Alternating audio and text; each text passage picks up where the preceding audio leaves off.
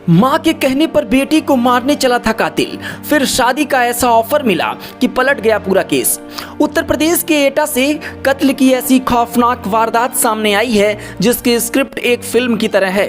यहाँ एक शादीशुदा महिला ने अपने आशिक को कत्ल की सुपारी दी, वो भी अपने ही सगी बेटी के कत्ल के लिए।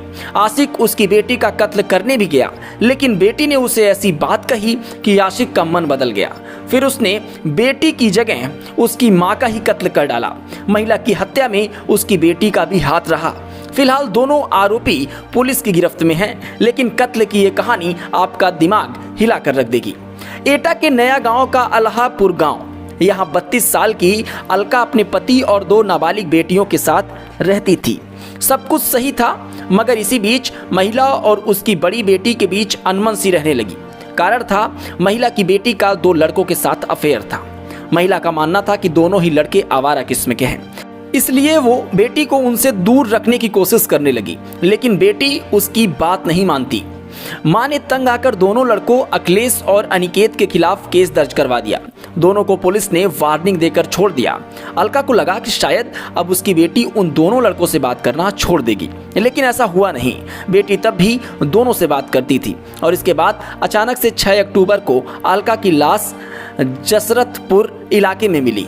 महिला के पति रामाकांत ने अखिलेश और अनिकेत पर हत्या का शक जताया। पुलिस ने मामले की जांच की, लेकिन दोनों के खिलाफ कुछ भी पुख्ता सबूत हाथ नहीं लगा और इसके बाद पुलिस ने अलका की कॉल रिकॉर्डिंग खंगाली। उसमें उन्हें पता चला कि अलका उसके मायके में रहने वाले सुभाष 38 वर्ष से बात करती थी और उसका लंबे समय से सुभाष से अफेयर चल रहा था। सुभाष 10 साल से रेप के अन्य केस में जेल में बंद था और 7 महीने पहले ही वो सजा काट कर रिहा हुआ था।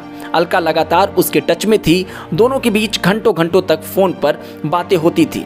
बिना देर किए पुलिस सुभाष की तलाश में जुट गई, लेकिन पुलिस को पता चला कि सुभाष फरार है। पुलिस ने महिला की बड़ी बेटी के बारे में पता करने की कोशिश की।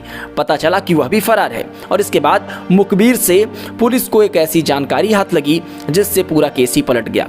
बताया गया कि सुभाष और मृतका की बेटी दोनों देर रात नगला कलू इलाके में देखे गए हैं और इसके बाद पुलिस की टीम ने 10 अक्टूबर की सुबह करीब 5:30 बजे नगला कलू से सुभाष और अलका की बेटी को गिरफ्तार कर लिया।